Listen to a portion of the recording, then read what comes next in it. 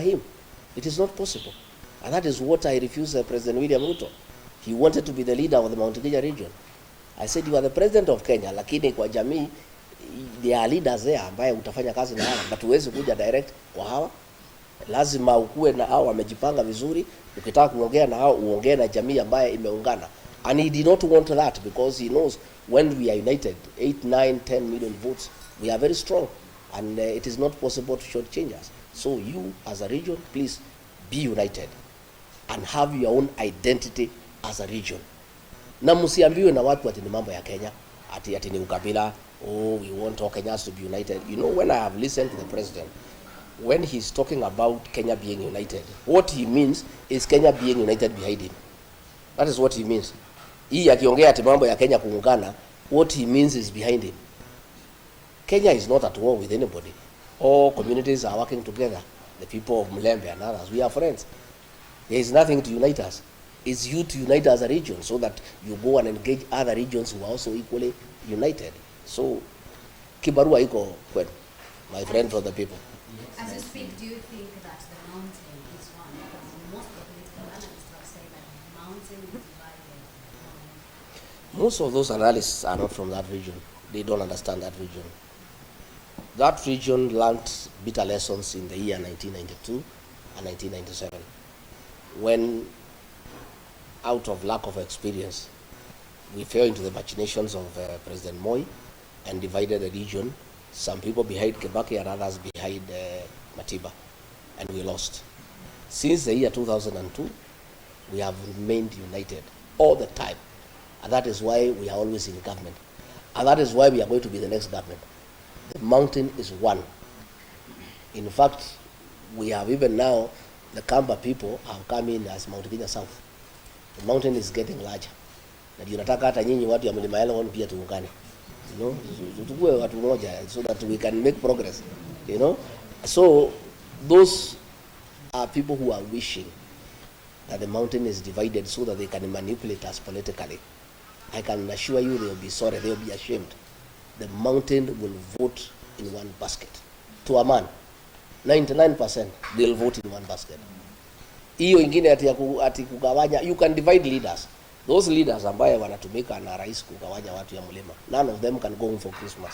That tells you. Viongozi wako, they are divided, some are in Mombasa, some are in Eldoret, others in Nairobi. None of them can go to the mountain because the mountain itself is solid. And it has said those are traitors to the community. They cannot go home because they are being used by the president to divide the community. And the community has refused. I want to ask the people of Western to have unity of purpose, to be one as Western region. The 4 counties, plus your diaspora in Nairobi and Mombasa, talk as one. Put together 5 million votes and agree to come out on the voting day. And I can assure you, if you do that, you will be in government for eternity. You will never be out of government. But if you continue being divided and you continue dealing with national matters through proxy, through a third party, where will you go as a region? And don't you have competent sons and daughters who can lead this region? Why do you need a third party to lead your community? You can just come directly to the national table as the Luya nation and bargain and negotiate your stake in whatever government that will be formed directly without going through a third party.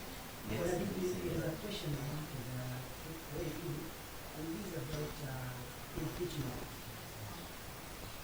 Considering the laws that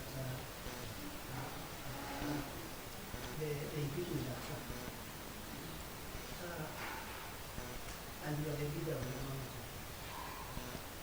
and it's likely that you might not be eligible for political public office for another 10 years. Are you considering appointing any other person to push your agenda, political agenda on the table, or you are going to challenge that in court? I think let's cross the bridge when we reach there. The matter is in court and is ongoing. And irrespective of the outcome, I'm a leader in this country. And I have my own following, which has not been affected by the impeachment. The people of Kenya never impeached me. It's just a few MPs who are given money, senators. That is it. But I still have a large following. I have people who depend on me for political leadership. And there are many Kenyans who can lead. I don't have to be in office. Okay? There are many Kenyans, and I'm not a selfish person. I am somebody who is open-minded. What we want is the best for this country. And we have many leaders, including the ones from Western Kenya, who can lead this country. You know, and we cannot, I don't want to say what will happen in court. We have a court case, and we think the court will give us justice that is favorable to us. But it doesn't matter whatever it is that we are talking to the people, and the people are listening to us. And they are not listening to me because I am in office. I'm not in office. They are listening to me because I have something to offer, you know. And if I was as useless as the ones we pictures wanted us to be, you'll not be following me all over and disrupting my meetings. If you look at newspapers and the social media, all the government people, they just talk about me every day, much more than they were even talking when I was in office, which means I have something to offer, and I have some significant contribution to make to the politics of this country. So we'll continue engaging. Yeah.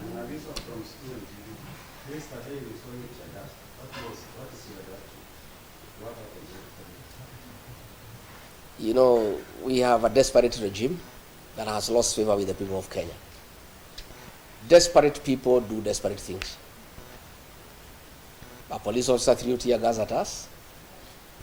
The meeting went on, and the people were dealt with by Wananchi.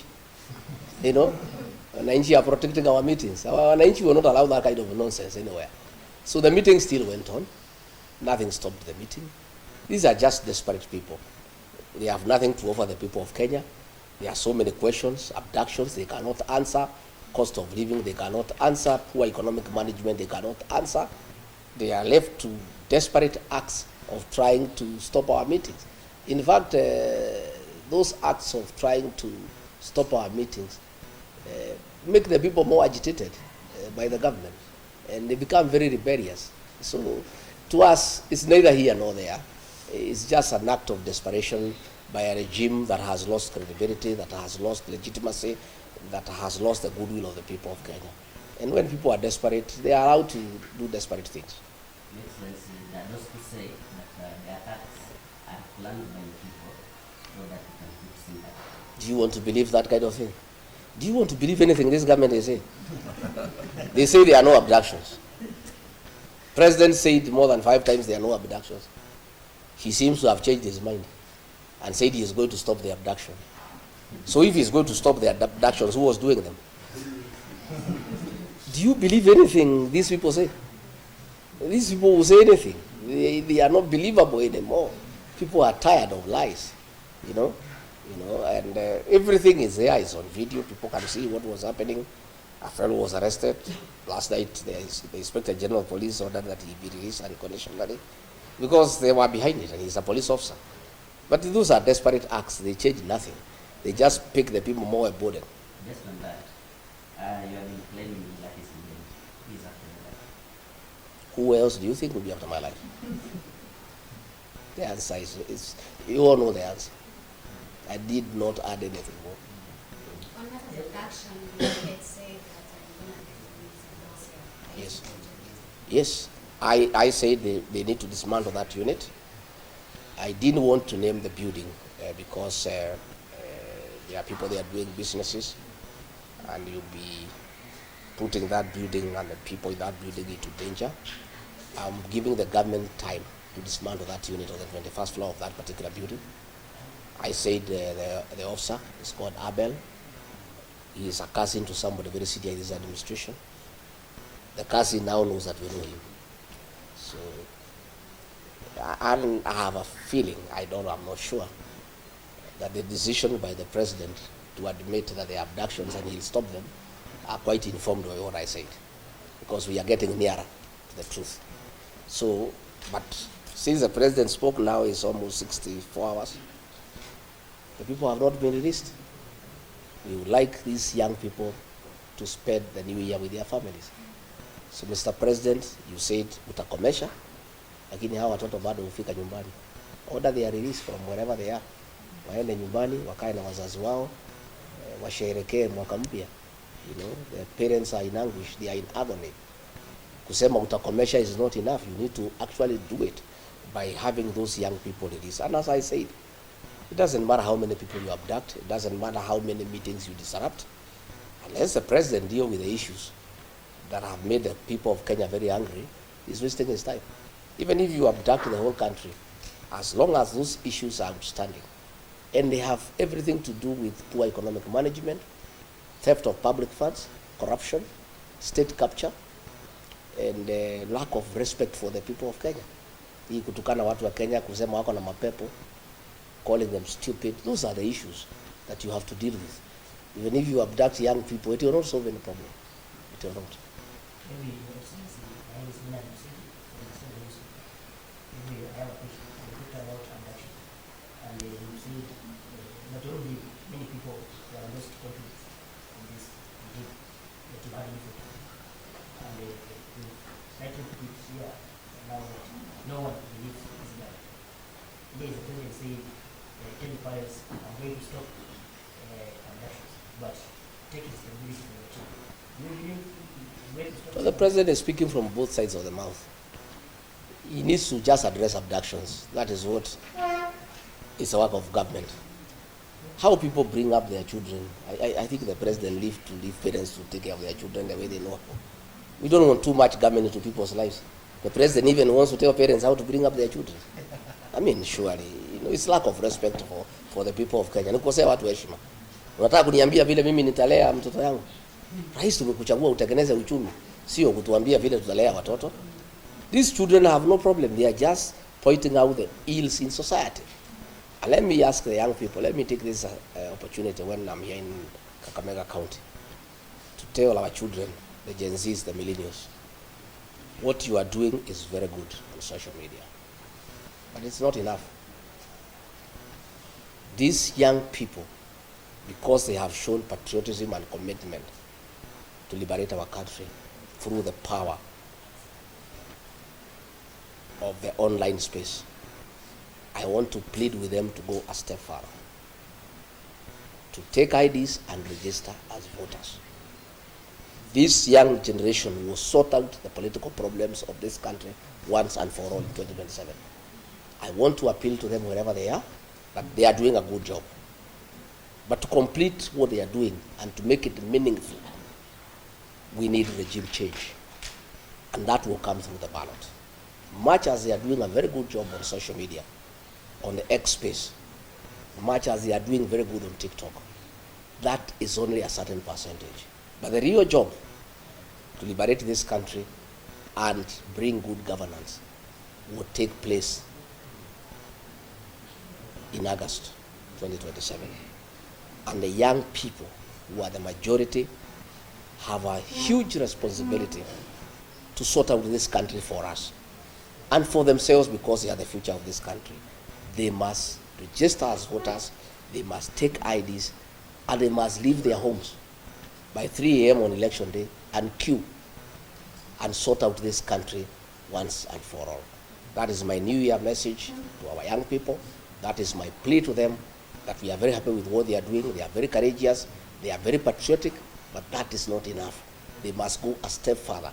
They must register as voters, and they must come out and join the rest of Kenyans to put a good government into office in 2027.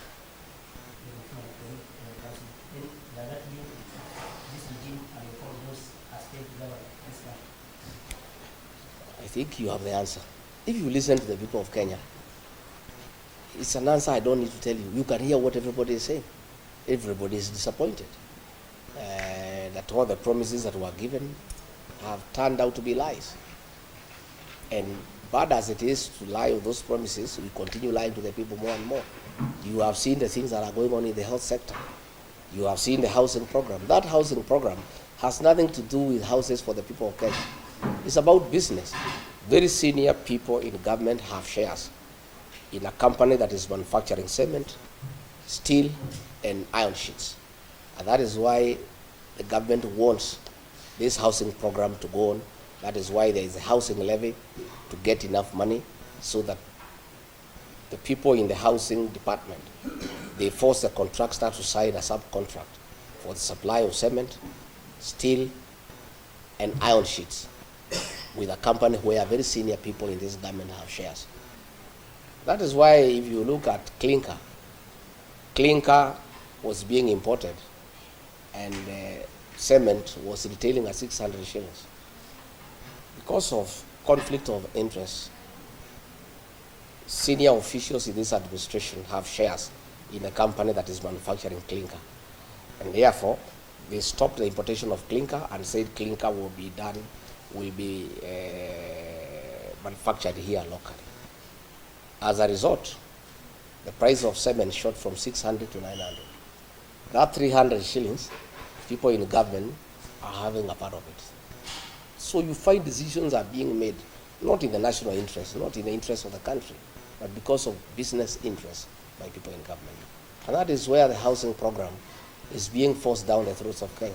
People are saying we don't want, we can put our own houses.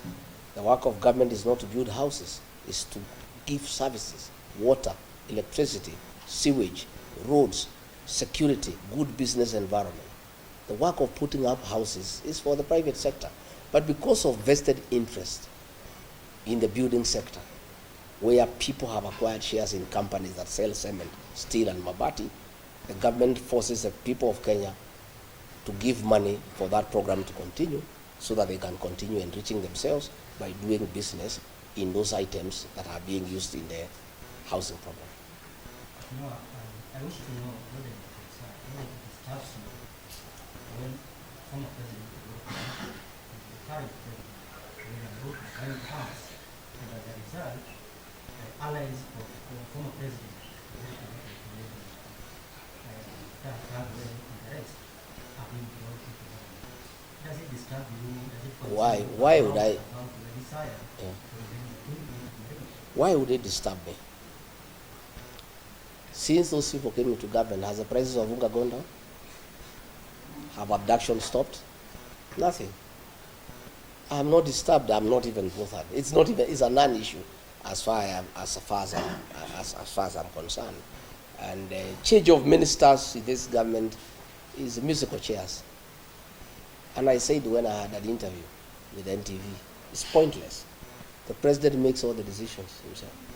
So even if you keep on changing ministers, you bring so and so, you move.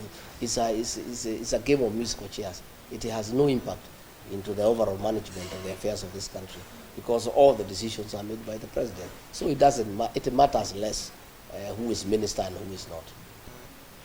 Does that mean that also you are special president because he also has, his own share? Well, I have not heard President Uhuru Kenyatta says he's interested in leading this country. He's retired. So I don't know how would be overlooking him because he's a retired president. We have not seen him participate in politics.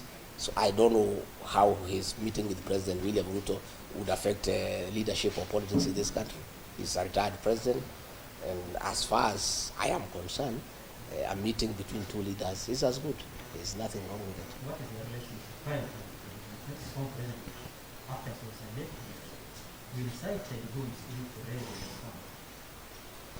I have asked you whether you want to believe anything that has been said by this government. I don't want to dignify such ridiculous accusations by way of an answer. Uhuru is our son, and he's our leader back at home, and we respect him for the work he has done for this country, and we continue respecting him for what he did for this country. I'm asking this question because completely, when you took over, the Pinapanda government took over, you're on the record defending the government that you inherited empty coffers. So that's why the government was unable to carry out some development projects. So are you defending the government out of ignorance or because that time? I was defending because that is the situation that was presented then. But 1 year down the line, I found we had lost focus, and we were doing things that are not a priority to the people of Kenya because of state capture, the housing program, For example, the changing of the university model, a model that was working, the doing away with the NHIF and bringing a new system called SHIFT, when there is no proper interrogation of how it can work. So I was defending because we came in having certain intentions to right what we thought was wrong. But along the way, I found that most of the things that we were doing were not in national interest.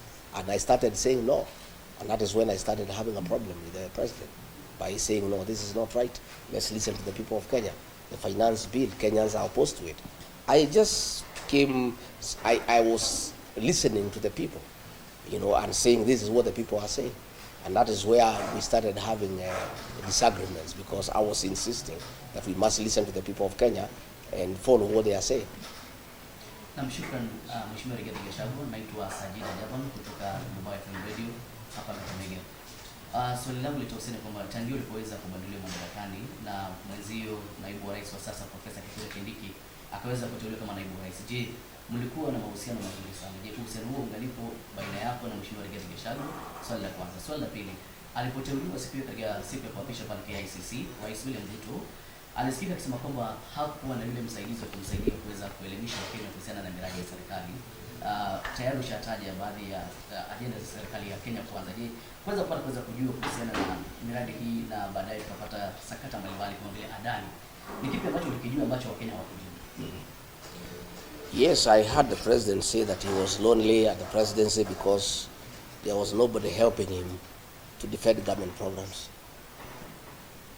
That is true. I was unable to defend most of them because I could not defend theft and corruption. I could not defend Adani. So I was unable to talk about the housing program because when I listened to the people of Kenya, they didn't think it's a priority. I was unable to defend the migration from NHIF to SHIFT because it's not working out well for the people of Kenya. Why I could not do it is because I was elected. I was not answerable to President William Ruto. I was answerable to the people of Kenya. So anything that the people of Kenya had a problem with, ordinarily when you are elected, you don't fight your own bosses, the people who elected you. Ndio mimi nikashindwa kwenda kutetea hizo miradi. But the person, the president chose to occupy that office can defend anything because yeye ni mfanyikazi wa rais. Yeye si mfanyikazi ya raia, hajachaguliwa na mtu yeyote. Yeye ni mfanyikazi wa Rais William Ruto. So akiambiwa kwenda sema Adani ni mzuri, anaenda anasema Adani ni mzuri. Shifu ni mzuri, Shifu ni mzuri. Hii ni abduction, hakuna abduction, anasema hakuna abduction. But mimi, when I was still in office, nikiwa Mombasa, I castigated abductions and extrajudicial killings because I was elected by people. When you are elected by people, you must think about them and what they think about what you say and what you do. And that is the difference between an elected deputy president and an appointed one.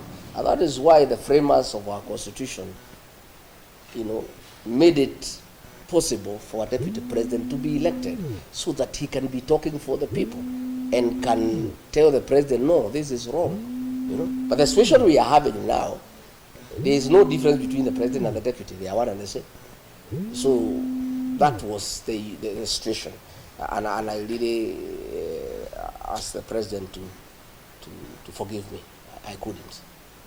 I was elected, so I couldn't defend corruption. I couldn't defend things that are against the people of Kenya. There was no way I could do it. But it is not because I'm a bad person, but it's because I was elected. And once you are elected, you must respect the people who have given you the job. Mwisho kabisa, kuna hili swala ambalo wanasema kwamba kuna baadhi ya viongozi wanasema kwamba ni wakati sasa uweze kuketi chini na kunyamaza ili kuweza kuzuia baadhi ya mashambulizi ambayo yanatokea kwa sasa. Na kauli ya mwisho pia nitakuuliza kuhusiana na kuna mpango wa serikali kuweza kuleta ile vaccination ya mifugo mwaka ujao. Kauli yako. Wale wanasema ni nyamaza si wafuasi wangu, ni watu ya serikali. Watu ya serikali wanitakie vema. So ukisikia wakikwambia unyamaze, ujue unafanya ile kitu nzuri, unaendelea. Because if they meant well for me, they would not have removed me from office. Why are they bothered? If I keep quiet, I am better off. Then why should they wish me well? Yeah, I cannot keep quiet because there are many issues to talk about. We cannot keep quiet when the people of Kenya are suffering, when our children are being abducted, when people are being overtaxed. We must speak because we are leaders. And I was not just speaking because I was in office, because I'm a leader in this country, who was elected by the people. I must speak for them. Mambo ya vaccination tunauliza serikali, ni sawa. Lakini huwezi lazimisha chanjo kwa nguvu. Chukua muda uende ueleze wafugaji faida ya hiyo chanjo. Na wakikubali, chanjo itaendelea. Wakikataa, ukubali wamekataa kwa sababu ng'ombe ni yake. Na huwezi lazimisha mtu kuhusu mambo ya ng'ombe yake. Ng'ombe ni yake, yeye ndiye mwenye kununua, yeye ndiye mwenye kulisha. The cow is this. You cannot do things by force. If you find people are saying no, don't insist. Listen to them. If they say they want the vaccination, go ahead. If they say they don't want, stop it. Kenya is a democracy. And that is why we have a constitution. And it allows people freedom of choice to decide what you want. And you cannot interfere with people's private lives. The cow is mine. I bought it. I'm the one who feeds it. I do what I want with my cow. The government cannot force me to vaccinate my cow if I am not interested. Or if you are not convinced me that is the right thing to do. Ile kitu iko inasumbua Kenya hii ni kiburi. Ni kulazimisha watu. Inataka kulazimisha watu kila kitu kwa nguvu. Hiyo ni mambo ambayo haiwezekani, imepitwa na wakati. Ndoa yako na Rais William Ruto kwa nini wengi sana tulikuwa tukaingia mchana.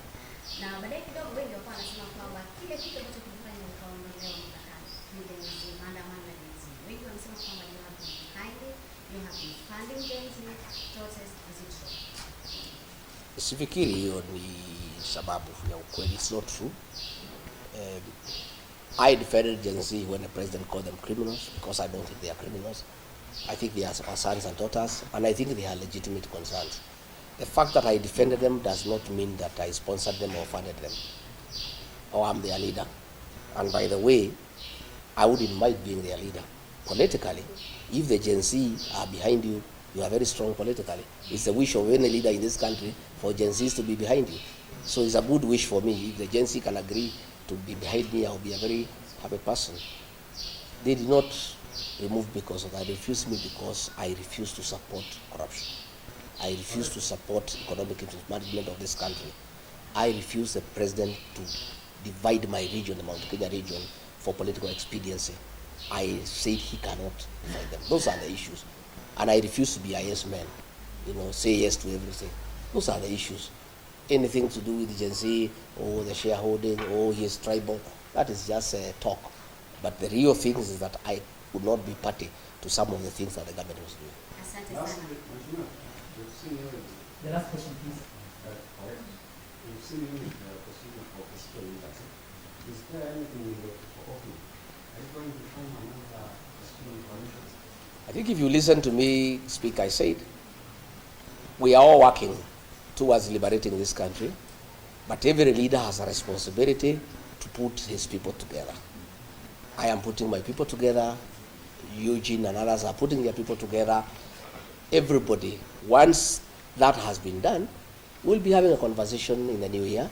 How do we now come up with a formula of how to come up with a responsible leadership that will be responsive to the needs of the people of this country. So this is an ongoing conversation. It's a process. It takes time, but I can assure you that we have patriotic men and women in this country who will do whatever it is, who will sacrifice a lot to make sure that we get the right governance into place for the benefit of the people of this good country. Asante sana kwa muda wako. Asante. Tena Mlenge Nation. Kile kitu ambacho ningependa kuambia kwamba kuna a lot of local and TV and radio stations, national TV stations as well around. So the truth will not kile tasikika kwingine akisema yale yote ambayo ameweza kusema hapa, lakini thank you so much on behalf of the panelists who wote wameuliza maswali na all the media stations represented. Karibu sana. Asante sana. Na mimi nimeshukuru sana, nimetakia nyinyi sikukuu njema na mwaka mpya wenye mafanaka kubwa. Na hii Western mtakuwa mkiniona from time to time. Asante. Hii ni mlima hii. Dada, mheshimiwa Liji nasema kijambo kama